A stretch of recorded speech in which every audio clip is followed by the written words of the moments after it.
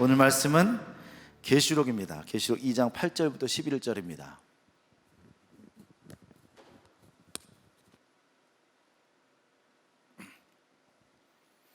(8절부터 11절입니다) 교독해서 읽겠습니다. 서머나교회 사자에게 편지하라. 처음이요 마지막이요 죽었다가 살아있는 신이가 이르시되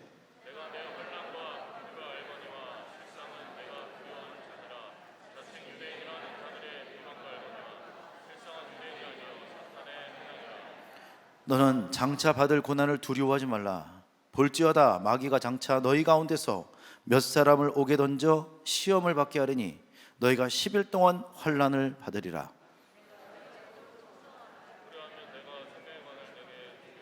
죄송합니다. 다 같이 읽겠습니다. 귀 있는 자는 성령이 교회들에게 하시는 말씀을 들을지어다. 이기는 자는 둘째 사망의 해를 받지 아니하리라. 아멘. 오늘 말씀 제목은 더 생명의 면류관입니다. 더 생명의 면류관. 예수님은 서머나교회를 향하여 복을 주시겠다고 말씀하지 않으셨습니다. 또 예수님은 서머나교회를 향하여 성공을 약속하지 않으셨습니다. 오늘 서머나교회에 주시는 것은 생명의 면류관이다. 생명의 면류관. 그냥 생명의 면류관 이것이 아니라 특별하게 저는 더라고 하는 영어 단어를 썼습니다. 이 더라고 하는 단어는 이 세상에 단 하나밖에 없는, 그리고 유일한, 그리고 어떤 특별한 사람이나 어떤 특별한 물건에 붙이는, 그 앞에 붙이는 단어입니다. 저는 이 예수님께서 서머나교회에게 주시는 이 생명의 면류관은 이 세상에 없는, 그리고 천국에서도 가장 특별한 더 생명의 면류관이라고 저는 생각합니다.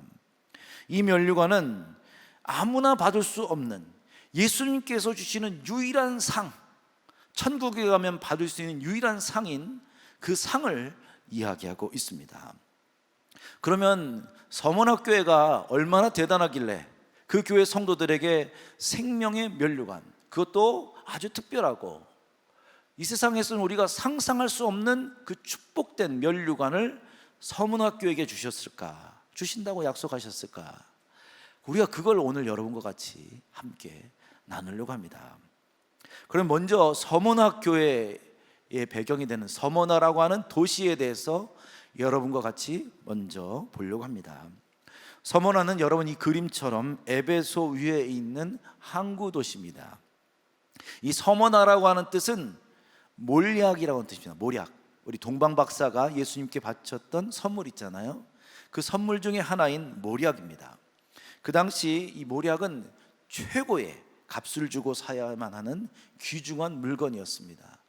그래서 이 서머나라고 하는 이름 자체를 통해서 알 수 있는 것처럼 많은 지역이 있지만 그 많은 지역 가운데서도 아주 귀중하고 복된 그런 도시라는 겁니다. 그래서 서머나에는 아주 부유한 사람들이 많이 살았습니다. 그리고 많은 귀족들이, 로마의 귀족들이 그곳에 와서 살았습니다. 지금의 이름은 터키에 있는 이즈미르라고 하는 도시입니다. 이즈미르는 한 250만 명이 사는 도시입니다. 터키에서는 한 세 번째 가는 도시라고 하는데요, 우리나라로 말할 것 같으면 부산과 같은 도시라고 할 수가 있겠습니다. 부산. 서머나는 아주 귀족들과 부유한 사람들이 넘치는 도시였어요. 그에 비해 이 서머나 교회는 계시록의 7교회 중에 가장 가난한 교회였다는 겁니다. 오늘 말씀에 2장 9절에 나와 있습니다. 내가 누구죠? 예수님께서 네 환난과 궁핍을 안다라는 겁니다. 서머나 교회는 아주 궁핍한 사람들, 아주 교회가 가난했다는 것을 말씀하고 있습니다. 서머나 사람들은 이 교회에 반대되게 엄청나게 화려한 삶을 살았는데, 그 도시 사람들은 상상할 수 없을 정도로 호화롭고 사치스럽고 멋진 모습으로 뽐내면서 그 도시를 다녔는데, 그에 비해서 교회는 가난하고 병들고 세상에 버려진 사람들만 있는 곳이 교회였다는 것입니다. 그러면 여러분, 너무 극명하게 비교가 되잖아요. 저 사람과 내가 비교될 때 우리는 초라하게 보이지 않겠습니까? 교회는 그에 비해서 너무 초라했어요. 그래서 만약 우리가 서문화교회라면, 우리가 이 서문화교회와 같은 상황이라면 그들의 마음은 어땠을까요? 우리도 좀 저 사람처럼 멋있게 살고 싶다, 화려하게 살고 싶다, 뭔가 멋진 인생을 살고 싶다, 요트도 타고 다니고 캠핑도 다니고 싶고, 뭐 여러 가지 우리가 욜로라고 하는 이런 단어처럼 내 인생을 나를 위해서 즐겁게 살고 싶다, 얼마나 그러고 싶겠습니까? 빨리 이 가난에서 우리가 벗어나고 싶다라는 것이 아마 서문화교회의 모든 성도들의 마음이 아닐까. 여러분, 우리도 좋은 집 보면 얼마나 살고 싶습니까?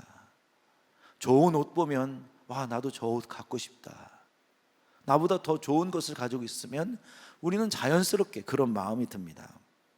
그러나 예수님께서는 서문화교회를 향하여 복을 주시겠다는 말이 안 써 있어요. 예수님은 이 교회를 얼마나 사랑하시겠어요? 얼마나 아끼시겠습니까?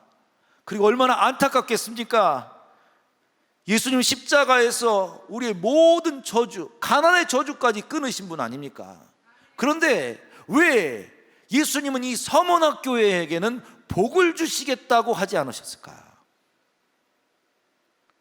그리고 또 서문화교회는 가난한 것만이 아니었습니다. 서문화교회에게 가장 더 힘든 점은 가난보다도 세상에서 권력자들에 의한 핍박과 환란이었습니다. 얼마나 많은 핍박과 환란이 있었는지 모릅니다. 그 당시 세상 사람들과 권력자들이 교회를 핍박하는, 그 권력자들이 핍박하는 세 가지 이유가 있어요. 그들이 거짓말을 퍼뜨렸어요. 첫 번째는 성만찬에 대한 거짓말입니다. 너무 단순한 이유입니다. 우리는 예수님께서 우리에게 기념하라고 한 그 성만찬, 그 성만찬에서 우리는 떡은 무엇입니까? 말씀 좀 해주세요. 예수님의 살, 몸이죠. 포도주는 무엇입니까?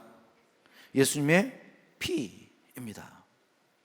그러니까 우리가 성만찬을 할 때 그러면 주님의 살을 먹으십시오, 주님의 피를 받아 마십시오, 이럴 때 이것을 가지고 권력자들과 세상 사람들은 기독교인들은 사람을 잡아먹는다, 그렇게 거짓말을 퍼뜨린 거예요. 그래서 세상 사람들이 기독교인들과 그리스도인들을 혐오하게 한 겁니다. 그게 바로 첫 번째 거짓말이에요. 두 번째는 이런 네로 황제 같은 권력자들이 교회에 대해서 성도들을 향하여 거짓말을 퍼뜨렸습니다. 전염병이 창궐했을 때 이 전염병은 저 그리스도인들이 퍼뜨린 것이다 해가지고 세상 사람들이 그리스도인을 미워하게 했고, 이 또 네로 황제는 로마 전체에 불을 질렀습니다. 서울 면적의 3분의 2 정도가 불이 탔다고 합니다. 로마 대화재라고 얘기합니다. 그때 로마 시민꾼들은 로마 황제를 향하여 분노하기 시작했습니다. 그때 이 네로가 퍼뜨린 거짓말은 이 불은 그리스도인들이 저질렀다라는 겁니다. 그래서 이 거짓말로 수많은 그리스도인들이 짐승에 찢겨 죽이고 화형을 당해서 죽임을 당했습니다. 세 번째, 그들이 핍박하는 그 이유는 이 큐리오스라고 하는 호칭 때문입니다. 그 당시 이 큐리오스, 이 주님이라고 하는 호칭은 오직 로마 황제에게만 붙일 수 있는 단어였어요. 그런데 그리스도인들은 로마 황제가 아니라 예수님께 큐리오스라고 부르는 겁니다. 주님이라고 부르는 거예요. 우리가 일제 강점기 때 일본 천황을 향하여 숭배하지 않고 우리가 그를 향해서 예의를 갖추지 않으면 핍박당하지 않았습니까? 많은 그리스도인들이 이 천황 황제한테, 천황에게, 일본 천황에게 절하지 않는다고 얼마나 많은 죽임을 당했습니까? 똑같은 거예요. 오직 큐리오스는 황제에게만 붙여야 되는 것입니다. 그런데 많은 그리스도인들은 그걸 포기하지 않았어요. 이 서문화교회의 엄청난 고난과 핍박과 환난은 많은 성도들을 죽게 했습니다. 9절이죠. 같이 한번 읽어보겠습니다. 내가 내 환난과 궁핍을 알거니와 실상은 내가 부요한 자니라. 자칭 유대인이라 하는 자들의 비방 알거니와 실상은 유대인이 아니요 사탄의 회당이라. 여기 보면 알거니와라고 하는 단어가 2번 나오죠. 예수님은 서문학교의 핍박과 세상에서 천대받는 모든 것을 다 알고 계셨습니다. 알고 계셨어요. 더 큰 문제는 예수님은 그러나 그 문제를 해결하지 않으셨어요. 핍박의 문제도 해결하지 않으셨고 그들의 가난의 문제도 해결해 주시지 않으셨어요. 그리고 이것이 언제 끝날지도 모를 정도로 굉장히 오랫동안 되었다는 겁니다.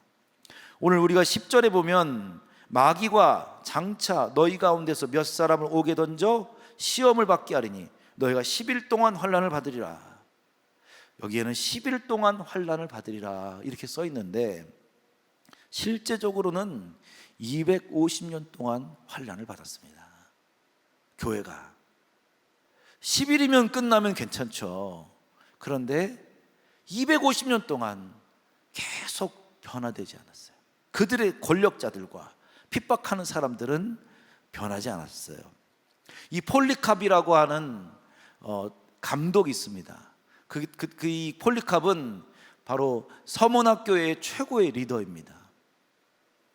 그런데 그 폴리캅이 86세 때 서머나에 있는 총독에게 붙잡혔습니다. 그때 총독이 얘기합니다.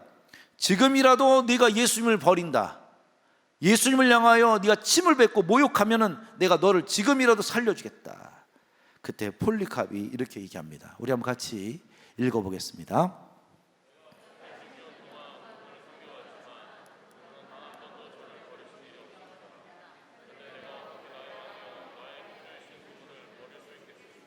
아멘. 이 폴리캅이라는 분은 12번째 순교자입니다. 서문학교회. 참 그 교회가 어떤 교회인지를 우리가 좀 짐작을 할 수 있겠죠. 이렇게 서문학교의 리더와 성도들은 그 누구도 성공과 명예와 복을 부러워하지 않았다는 것입니다. 이것이 바로 서문학교회의 분위기이자 문화였습니다. 그 교회 분위기와 문화였다는 겁니다. 교회가 타락하기 시작할 때가 언제일까요? 교회 안에 성도들 가운데 성공을 꿈꾸고 교회 안에 성도들 가운데 이 세상 사람들을 부러워하기 시작할 그때 교회는 타락하기 시작합니다. 서문학교회는 예수님처럼 죽는 것이 꿈이고 예수님처럼 다시 부활하게 되는 것이 비전인 그런 교회였다는 겁니다. 성도들에게 가장 영광스럽고 자랑스러운 것은 나는 예수님 때문에 고난과 핍박을 당했다, 이것을 교회 안에 가장 자랑거리로 여긴다는 겁니다. 그것이 문화였어요. 그래서 제가 가상으로 서문학교의 성도들의 대화를 한번 엿들어 봤습니다. 가상입니다. 실제적으로는 그렇지 않아요. 서문학교에도 우리 음파교회처럼 이 집사님이 계시고 이 권사님이 계시고 그리고 김 집사님이 계십니다. 거기에도. 그때 이 권사님이 이렇게 얘기합니다. 김 집사님, 저는 오늘 전도하려고 어떤 사람 만났는데 그 사람이 갑자기 나를 주먹으로 때리는 겁니다. 얼마나 많이 맞았는지 온몸이 다 멍이 들었어요. 이렇게 얘기하는 겁니다. 그러자 김 집사님이 이렇게 얘기합니다. 아유, 이 권사님, 아유, 우리 남편 최 장로님은요 회사에서 잘렸어요. 회사에서 복음을 전하고 모든 사람 앞에서 막 기도하고 그러니까 사장이 막 나가라는 겁니다. 이게 바로 그 시대 분위기예요. 그런데 제 남편 최 장로님은 얼마나 기뻐하는지 모릅니다. 이게 바로 서문학교회 성도들의 대화와 문화였다는 겁니다. 보고타에 다녀오셨던 이제 우리가 포항 갈보리교회 최한우 목사님께서 이런 얘기를 해주셨습니다. 보고타에는 MCI 교회가 있습니다. 그때 한국교회 목회자들이 그곳에 가서 많은 은혜를 받았는데 그 목회자들을 앞에 서서 어떤 아이가 나오냐면 초등학교 5학년짜리 아이가 나오는 겁니다. 초등학교 5학년짜리가 나와서 간증을 하는 거예요. 지금의 광은이 정도 되겠죠. 그런 아이가 나와서 간증을 하는데, 이 어린아이의 간증은 바로 이것입니다. 저는 초등학교 5학년입니다. 저희 엄마와 아빠는 바로 여기 우리 목사님의 제자입니다. 세자르 목사님의 제자입니다. 그리고 저는 우리 엄마 아빠의 저는 제자입니다. 이렇게 얘기하는 거예요. 그리고 그 아이가 얘기한 것은 무엇이냐면, 제가 이끄는 셀은 25개입니다. 혼자서 25개를 열고 그 셀마다 전도한 어린이들이 10명에서 20명씩 있습니다. 그 가운데는 또 저를 따라서 셀을 인도하는 제자들이 있습니다. 초등학교 5학년짜리가 그 이야기를 하는 겁니다. 다 우리는 예수님 믿기로 결단하고 전도한 사람들입니다. 그 초등학교 한 명이, 5학년짜리 한 명이 적어도 300명의 영혼을 전도하고 그들을 인도하고 있다는 겁니다. 저는 이 숫자를 보고 놀란 것이 아니라 이 사건이, 이것이 그 교회에서는 자연스럽고 문화고 분위기라는 것입니다. 우리 음파교회 분위기는 어떻습니까? 분위기는 누가 만드는 것입니까? 오영석 목사가 만드는 것입니까? 아니에요. 우리가 만드는 거예요. 우리의 대화 가운데 비전이 들어가고, 대화 가운데, 말 가운데 하나님의 나라를 향한 이야기들이 넘쳐나게 되면 그것이 분위기가 되는 것입니다. 문화가 되는 겁니다. 서문학교에는 예수님을 향하여 핍박받고 가난하고 그리고 내 삶을 드리는 것이 문화였다는 겁니다. 서문학교는 이것을 자랑스럽게 여기는 문화, 나 예수님을 위해서 내가 이렇게 살아간다는 것을 모든 사람 앞에 자랑할 수 있는 문화, 이것이 바로 서문학교의 그 안에 있는 성도들의 마음이었습니다. 예수님께서는 이런 서문학교를 향하여 이렇게 말씀하십니다. 10절이죠. 다 같이 읽겠습니다.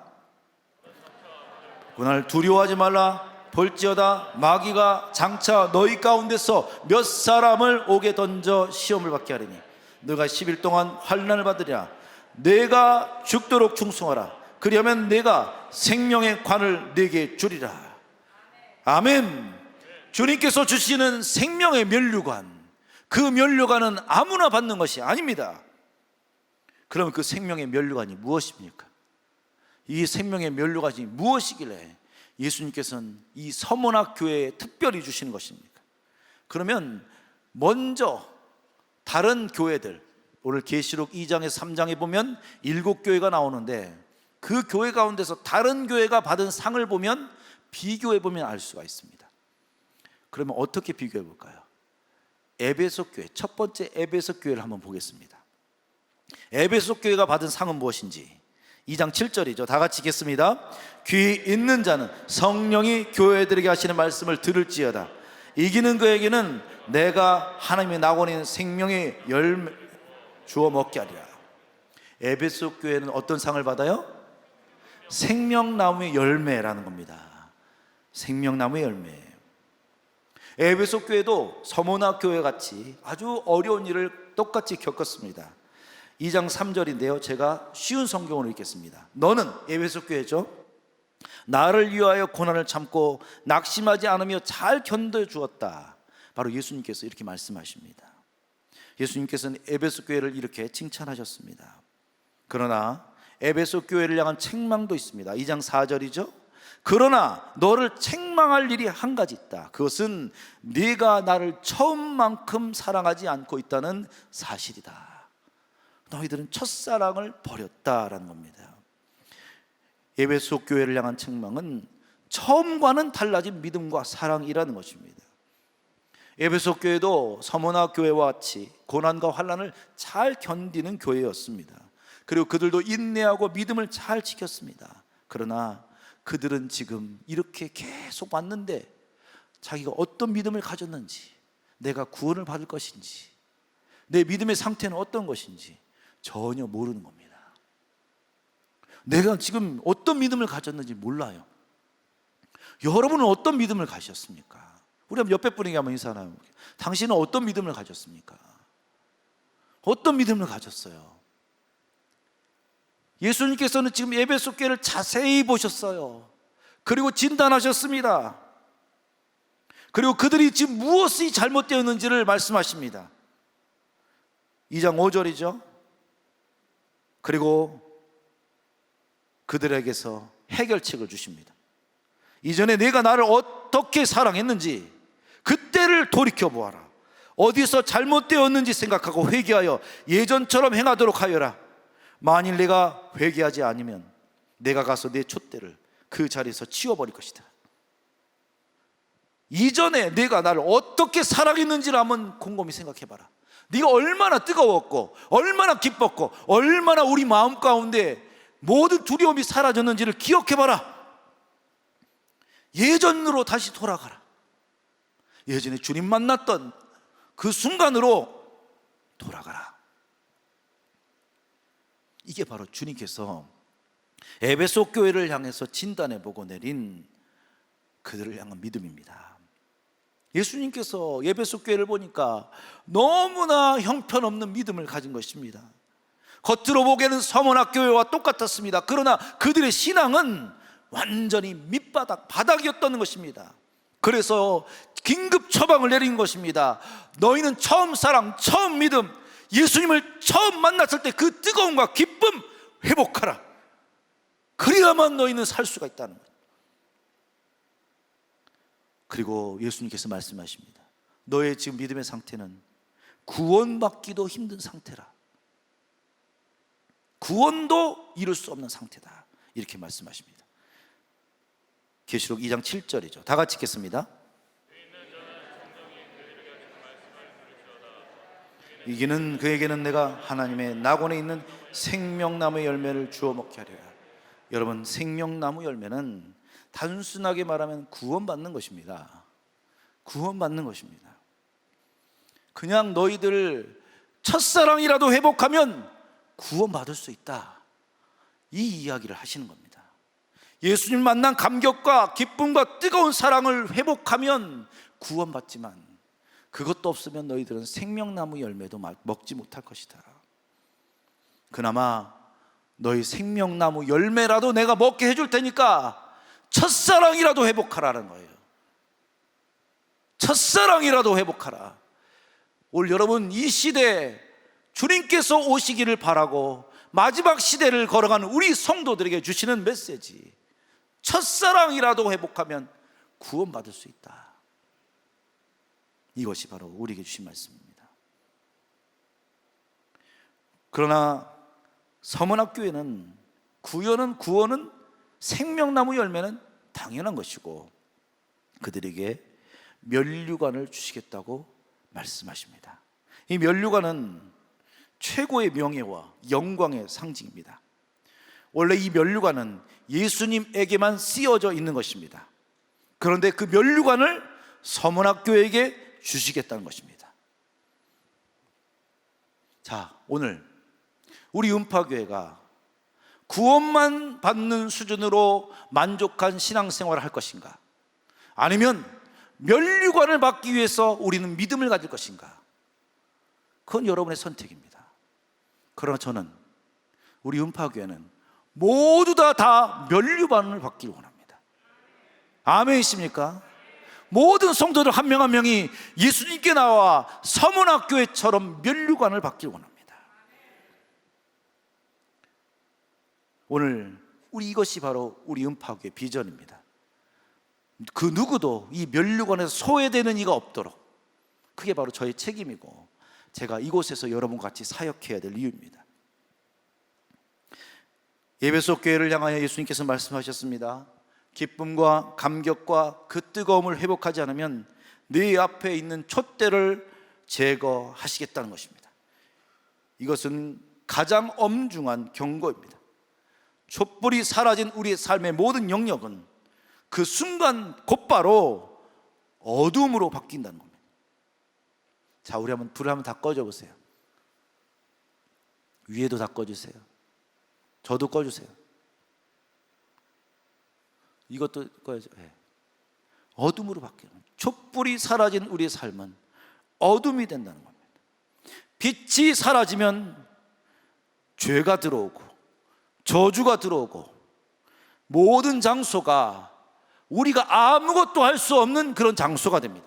하나님의 능력이 미치지 못하는 장소가 됩니다. 빛이 사라지면 우리 인생은 이미 끝난 것입니다. 아무리 성공해도 빛이 없는 인생은 저주입니다. 여러분이 이 세상에서 열심히 산다 해도 빛이 없는 인생은 하나님께서 축복하시는 삶이 아닙니다. 빛이 있어야만 이곳에 하나님의 영광이 임하고 복을 받고 우리 모든 삶의 영역이 바뀌는 것입니다. 비춰주세요. 다 비춰주세요. 이것이 바로 빛입니다. 오늘 여러분에게 이 서문학교의 교훈을 우리가 꼭 깨달아야 합니다.